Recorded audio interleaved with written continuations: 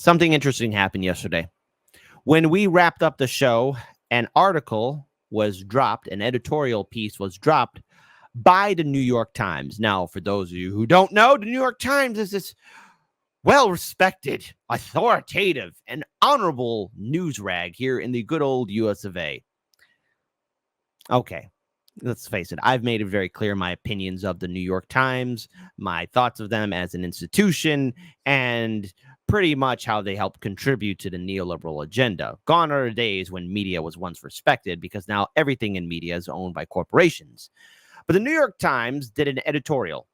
Their editorial board urges Biden to withdraw from the race after Thursday night's debacle. That embarrassment, where Kamala Harris said that Biden just had a slow start, but no, he did not. What we saw there was a man in pure decline. And look, Donald Trump, he is what he is, but even he saw it too. Every one of us got disgusted by the fact that this is what the Democrats have to offer, and now the New York Times is urging Biden to withdraw. But before we talk about this, he did another speech. Yes, right, he did another speech, and I'm so sorry. I am so sorry. But in order to bring things up, let's go ahead and pull up this video here of Biden, where he pretty much states the obvious. Check on your liberal friends. They're not okay. Folks, let me close with this. I know I'm not a young man. State the obvious. Of course he's not a young man. Say it again, Joe. Folks, let me close with this. I know I'm not a young man. State the obvious. Well, I know.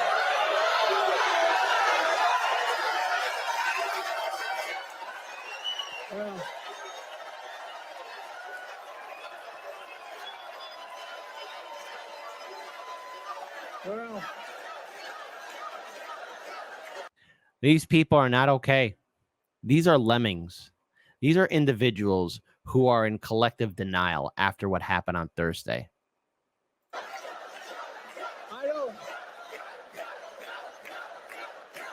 Folks, I don't walk as easy as I used to. I don't speak as smoothly as I used to. I don't debate as well as I used to. Oh, God, he's saying it all out loud.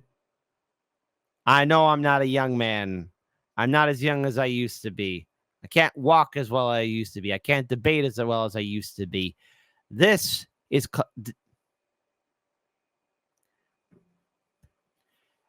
all you bastards in 2020, all of you people who were on your high horse, so smug and enjoying your brunch as soon as Trump was kicked out of office in 2020, where are you bastards now? A lot of you, I've been noticing, are saying, oh, Biden's got to go. Biden's got to go. That's not what you said 4 years ago. You were okay with this. Biden had some problems in 2020, and they only got progressively worse. Nothing fundamentally changed, and this is what you have. This is your dog in the fight. Do you have any idea how unserious all of you were, all you vote blue no matter who people who decided to carry the banner for Biden? You have to live with this. The reason why you're panicking and crapping the bed and pissing yourselves right now is because of the horrible choices you made in 2020.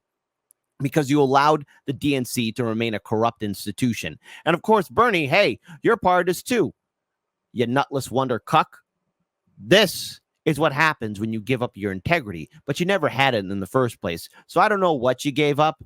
Maybe your last shred of respect. I don't know. Maybe all of your people who supported you from 2016, 2020. But the man admits it. Here, listen again in case you're just tuning in.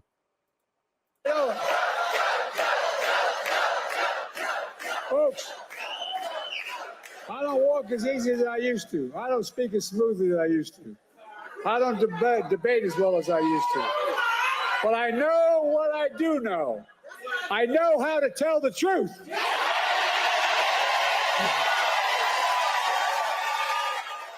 I know right from wrong. And I know how to do this job. I know how to get things done. And I know, like millions of Americans know, when you get knocked down, you get back up.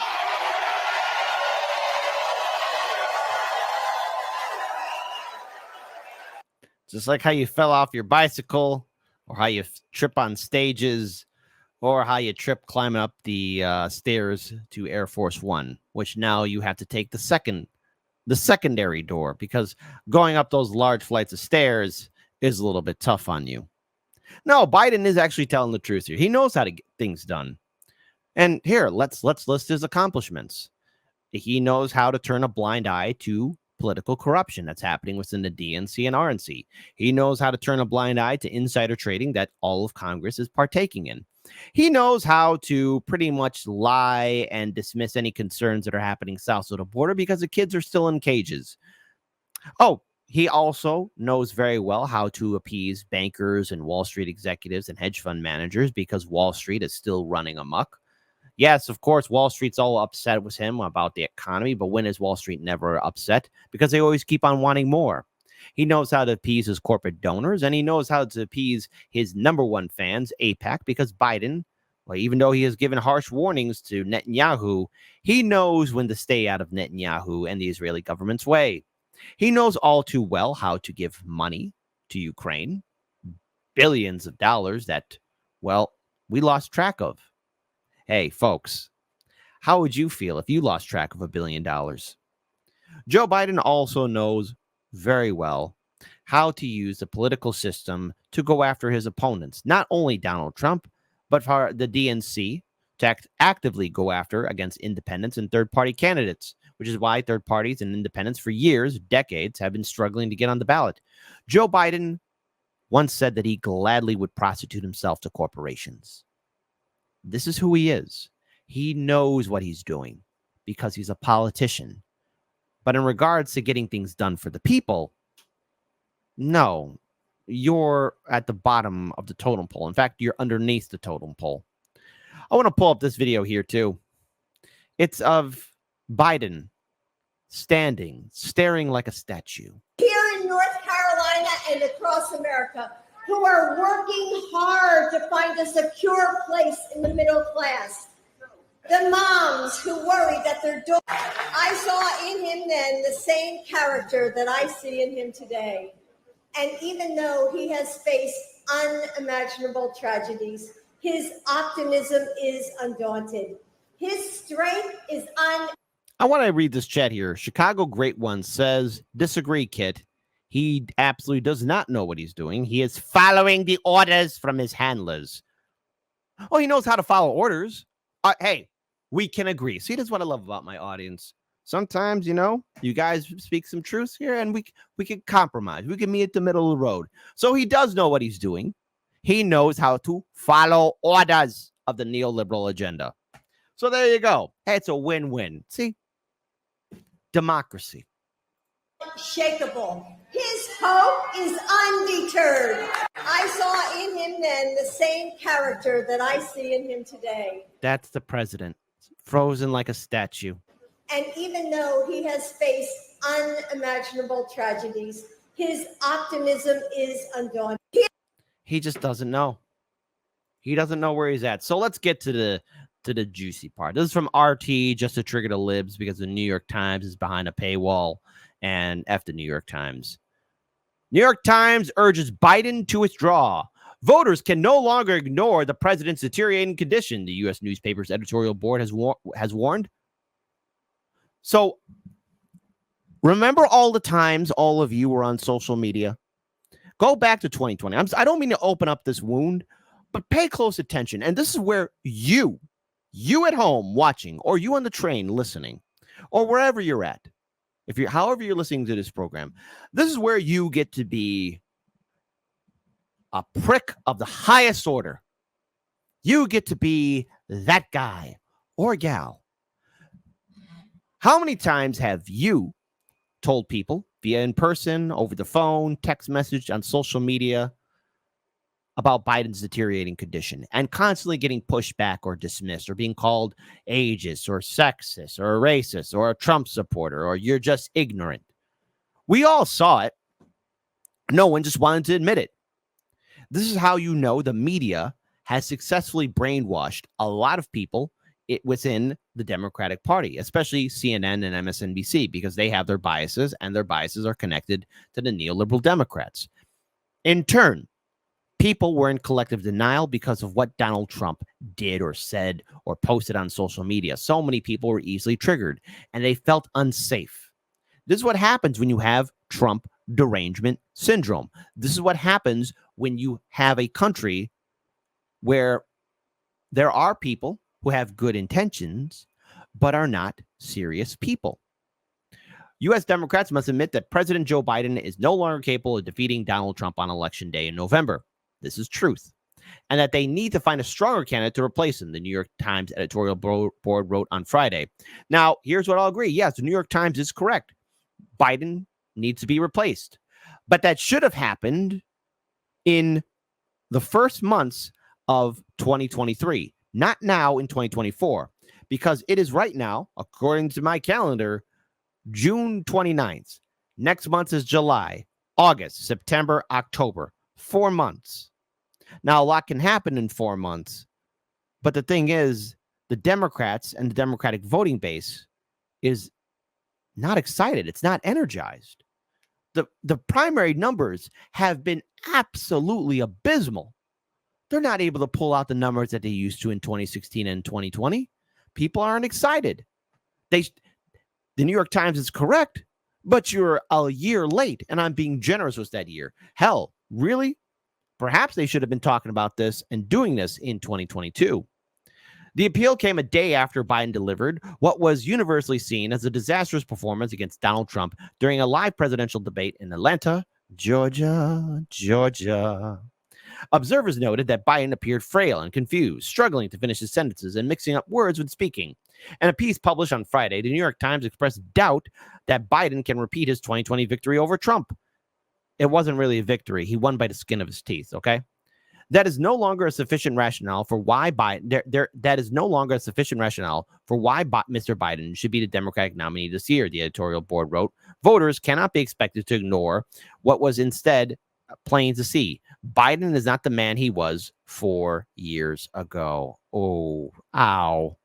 The board argued that Biden appeared on the debate stage as a shadow of a great public servant who struggled to articulate his own policy position and ultimately failed to adequately counter Trump.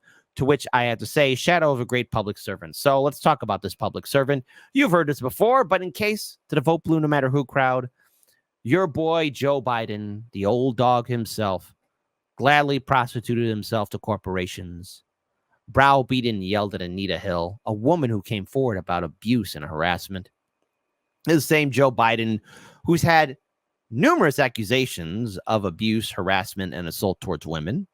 Yeah, same like Donald Trump. I know, Vote Blue, you're showing your hypocrisy. The same Joe Biden who didn't want his white kids to be with black kids. He was against busing and desegregation. Same Joe Biden that was against a woman's right to choose. Same Joe Biden who voted for the war in Iraq. Same Joe Biden who wrote the crime bill.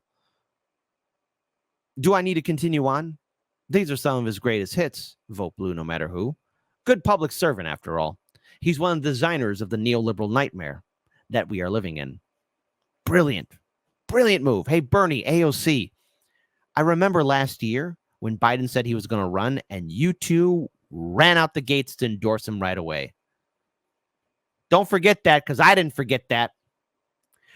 There are Democratic leaders better equipped to present a clear, compelling, energetic alternatives to a second Trump presidency, the board wrote. It's too big a bet to simply hope Americans will overlook or discount Mr. Biden's age and infirmity that they see with their own eyes. The editorial board concluded that Democrats have a better chance of defeating Trump if they acknowledge that Mr. Biden can't continue his race and create a process to select someone more capable to stand in his place. While the board did not propose any alternatives, the U.S. media and pundits have suggested that several prominent Democrats could potentially replace Biden as candidate, including Vice President Kamala, the Joker Harris, California Governor and Count Chocula wannabe Gavin Newsom, Michigan Governor Gretchen Whitmer. I have nothing funny to say about her. Or, hey, Illinois Governor J.B. Pritzker. Look, I already have to apologize for the world being exposed to Rahm Emanuel. I don't know about JB, okay? There's a lot to say about JB Pritzker, but that's maybe for a story for another day. Leading liberal journalists and public figures have acknowledged that Biden performed badly on Thursday night. A flash poll conducted by CNN revealed that 67% of registered voters who watched the debate felt that Trump had won.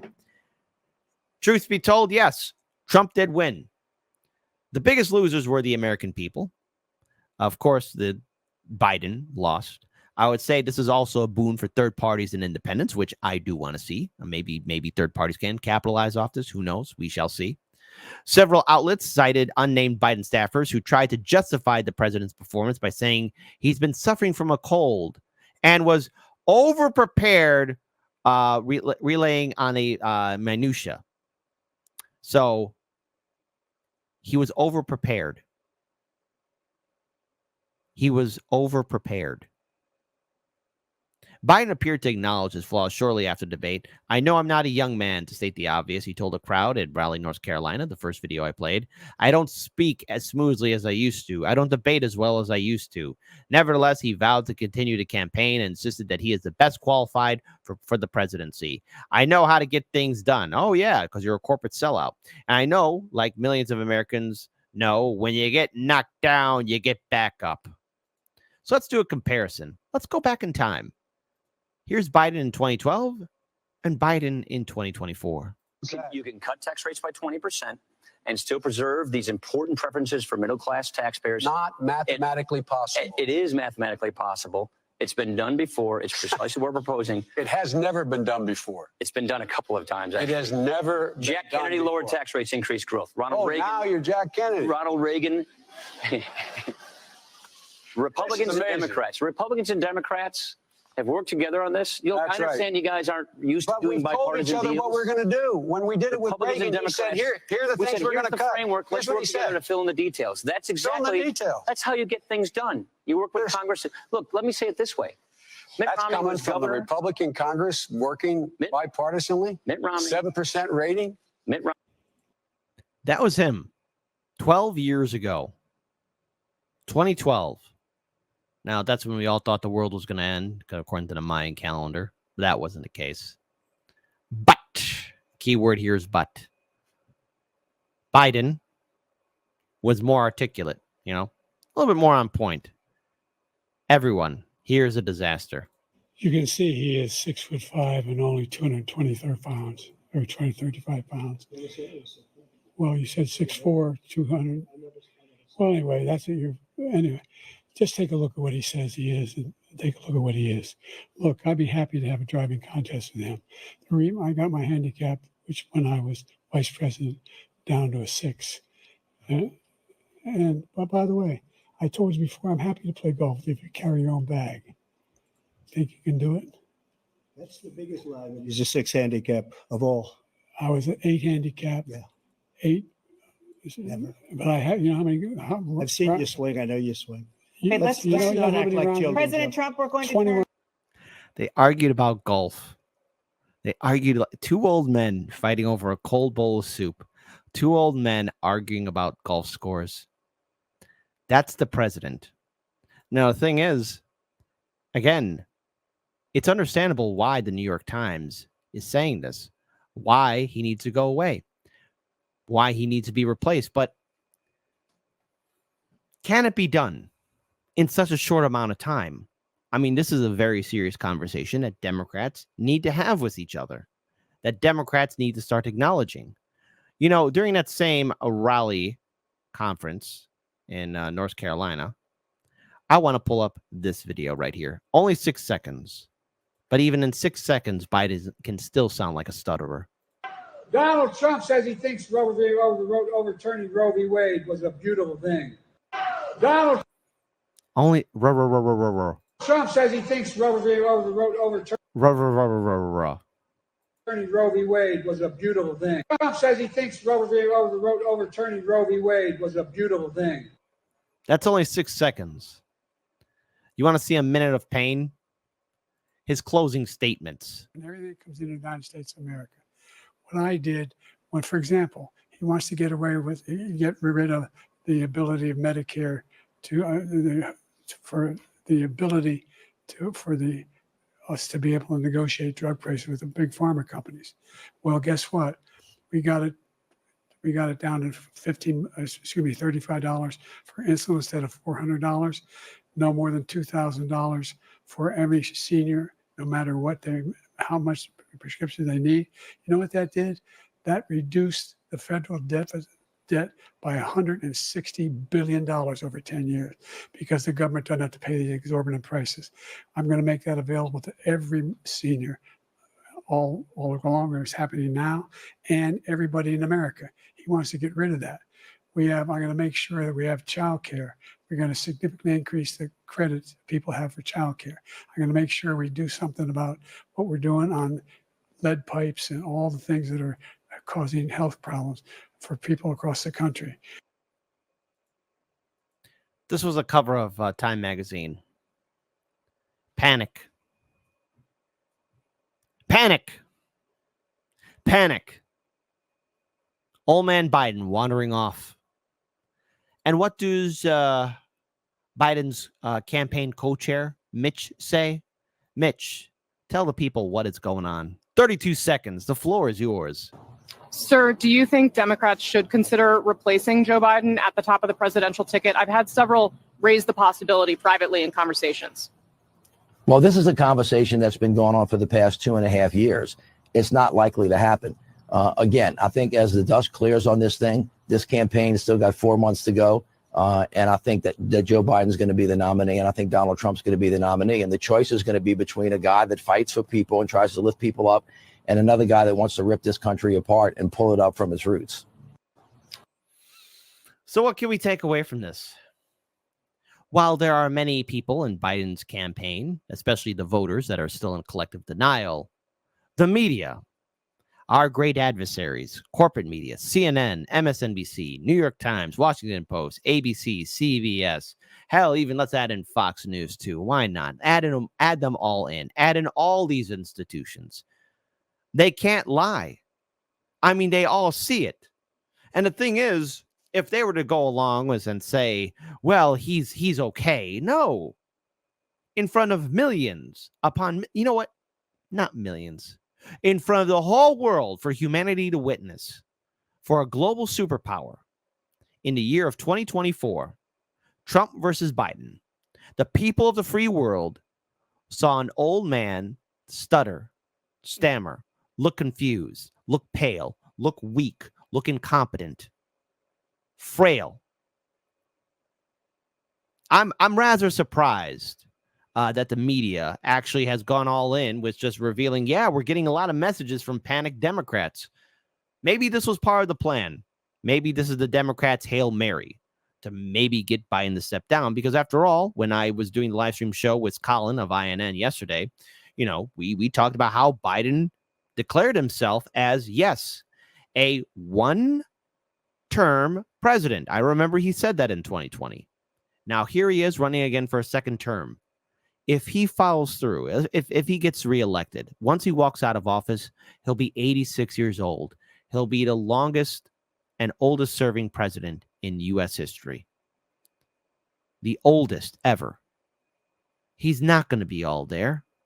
And with age, with time, everything that has a beginning must and will have an end. And what has shown itself to be the end is the media's denial, their shield wall. Their shield wall has finally broken. And the New York Times editorial board is calling for Biden to step down. Now, whether Biden and his team acknowledge it is something altogether. If they really follow through with this will be the most hilarious thing ever. And I don't care what liberals will say. Oh, Kit, if you don't do this, or Kit, if you don't vote for Biden, or if you don't tell your audience to vote for Biden, we're going to get twump. I don't care. I'm savoring this moment. I'm enjoying it because I have been proven correct. Yes, I'm going to have a little bit of an ego here because also by extension, all of you have been proven correct, factually correct. And as we've been told so many times, facts don't care about feelings. Well, liberals, I understand that you're emotionally charged, that you're traumatized by Trump, that you're afraid of a second Trump presidency. Don't be. Don't live it. Don't have it. Let it live rent free in your head.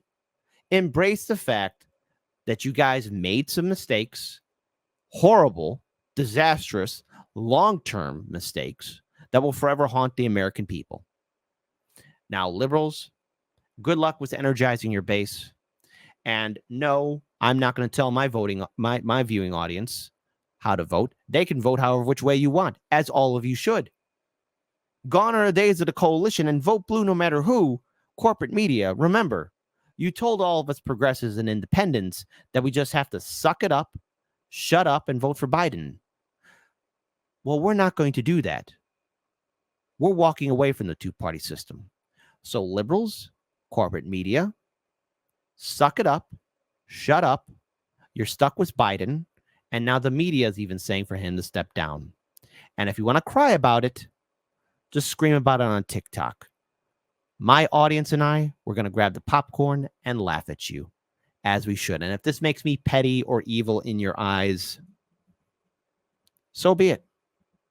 Because this is a long time coming, and I'm enjoying it. Because 4 years ago, I said this was going to happen. I said this would happen. I told you so.